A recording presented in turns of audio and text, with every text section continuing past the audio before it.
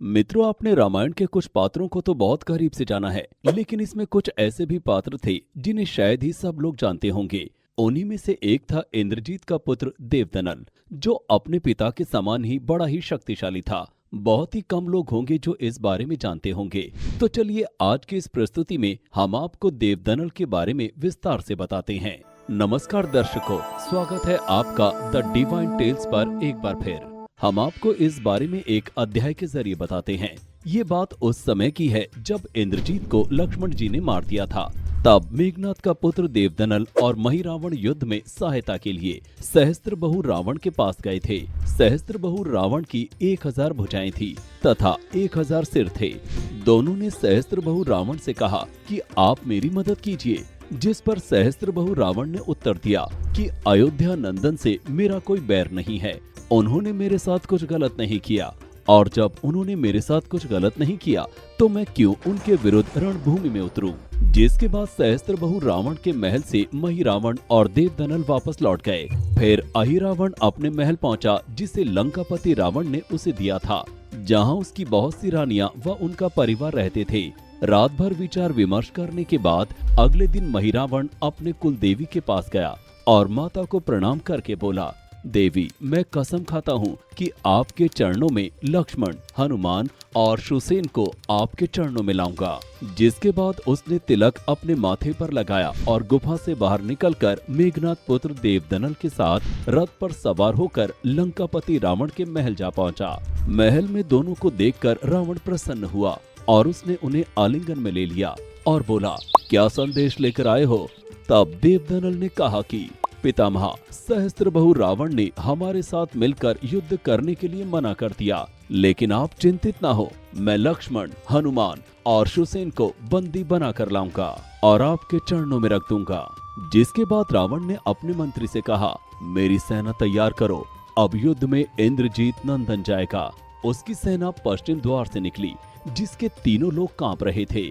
उस दिन युद्ध का दृश्य कुछ और ही था। जिसके बाद पीछे से महिरावण निकला। उस समय प्रभु श्री राम भोजन कर रहे थे।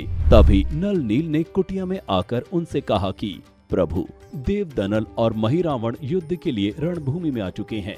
जिस पर प्रभु ने उत्तर दिया कि अभी आप लोग युद्ध के लिए प्रस्थान करो, मैं पीछे से पहुंचता हूँ। इधर वानरों ने असुरों का रक्त बहाना शुरू कर दिया। जिसके बाद सभी असुर महिरावण की शरण में जा पहुंचे। ये दृश्य देखकर महिरावण क्रोधित हो गया और उसने वानरों पर असुरास्त्र प्रयोग किया, जिसके कारण वानरों ने अपने प्राण त्याग दिए। ये देखकर श्री राम अपने धनुष बाण को लेकर सहज हो गए। इधर मेघनाद पुत्र देवदनल बड़े ही अभिमान में चल रहा था और उसने एक साथ 100 बाण छोड़े। फिर उसने प्रभु के सामने पर्वत बाण छोड़ा, जिसे श्री राम ने अपने बाणों से भेद दिया। तब महिरावण ने अग्नि बाण छोड़ा। इसके उत्तर में प्रभु राम ने जल बाण छोड़ा, जिससे उसकी ये चाल विफल हुई। युद्ध लगातार बढ़ता ही रहा। उस दिन रणभूमि में करीब 3 लाख से ज्यादा योद्धाओं की मृत्यु हुई। शाम का समय हुआ और महिरावण को छोड़कर सारी सेना भाग गई। जिसका मौका पाकर नल नील, सभापति, सेनापति व 25,000 सेना ने उस दुष्ट को घेर लिया। वहीं दूसरी ओर देवदनल तथा प्रभु राम के बीच युद्ध चल ही रहा था। उस समय प्रभु के साथ लक्ष्मण जी, बजरंगबली, शुसेन मौजूद थे। तभी इधर से महिरावण ने सोचा कि ये समय पद्मव्यूह की रचना करने का सही है और उसने बोलते हुए प्रभु श्री राम के सामने ब्रह्मा जी को स्मरण करते हुए वो बाण छोड़ दिया, जिससे पूरी युद्ध भूमि मूर्छित हो गई और चारों तरफ सन्नाटा पसर गया। रात का समय भी हो चुका था। मौका देखकर देवदनल और महिरावण रणभूमि से अपने महल की ओर चले गए, जहां उन बलशाली योद्धाओं का स्वागत किया गया। लंका के सभी लोगों ने दोनों के दर्शन किए और उन्हें प्रणाम भी किया। अब इसी के साथ हम आपको रावण पुत्र मेघनाद से जुड़ी कुछ अहम बातें बताते हैं। रावण और मंदोदरी का सबसे ज्येष्ठ पुत्र था मेघनाद। ये तो सबको पता है कि रावण बलशाली होने के साथ ज्योतिष भी था। वहीं उसे एक ऐसा पुत्र चाहिए था जो कि महाप्रतापी हो। इसलिए उसने सभी ग्रहों को अपने पुत्र की जन्म कुंडली को लाभ स्थान पर रख दिया। लेकिन लंकेश की इस चाल को शनिदेव ने 11वें स्थान से 12वें स्थान व हानि स्थान पर रख दिया, जिससे दशानन को उसके इच्छानुसार पुत्र प्राप्त नहीं हो सका।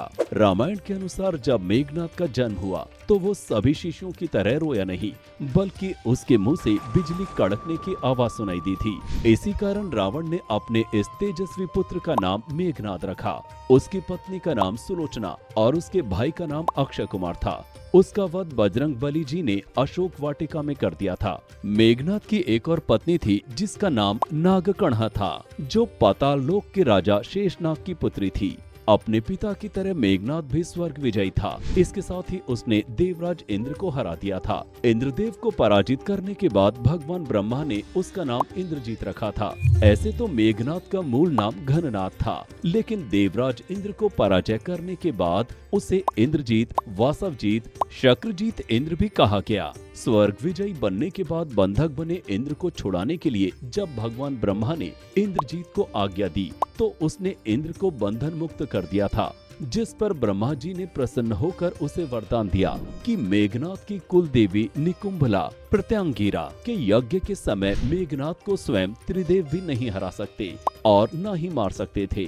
बता दें कि इंद्रजीत ने शुक्राचार्य और भोले बाबा अमरनाथ देवों के देव महादेव से शिक्षा प्राप्त की थी। शिवजी से प्रशिक्षण मिलने से वो सभी दिव्यास्त्रों का स्वामी बन गया था। किशोरावस्था में उसने अपनी कुल देवी निकुंभला के मंदिर में अपने गुरु से दीक्षा लेकर कई सिद्धियां ग्रहण कर ली थी। युवा अवस्था होते होते उसने कठोर तपस्या के बल पर धरती लोक के 3 सबसे घातक अस्त्र ब्रह्मास्त्र, पाशुपतास्त्र और वैष्णव अस्त्र प्राप्त कर लिए थे। तो मित्रों, आपने जाना कि कौन था इंद्रजीत पुत्र देवदनल और मेघनाद से जुड़ी कुछ अहम बातें। यदि आपको पहले से किसी भी बात की जानकारी थी तो नीचे हमें कमेंट करके जरूर बताएं। आज की इस वीडियो में बस इतना ही। हम उम्मीद करते हैं कि हमारी वीडियो के जरिए आपको कई सवालों के जवाब मिल गए होंगे। अगर ये वीडियो पसंद आई हो तो इसे लाइक और शेयर जरूर कीजिएगा। अगर आपने हमारे चैनल को सब्सक्राइब नहीं किया तो जरूर कीजिए। इसके साथ ही मुझे दीजिए इजाजत। इस वीडियो को अंत तक देखने के लिए आपका बहुत बहुत शुक्रिया। और हाँ, अब आप हमारे सभी वीडियो फेसबुक पर भी देख सकते हैं, जिसके लिए आपको फेसबुक पर द डिवाइन टेल्स के पेज को लाइक और फॉलो करना होगा।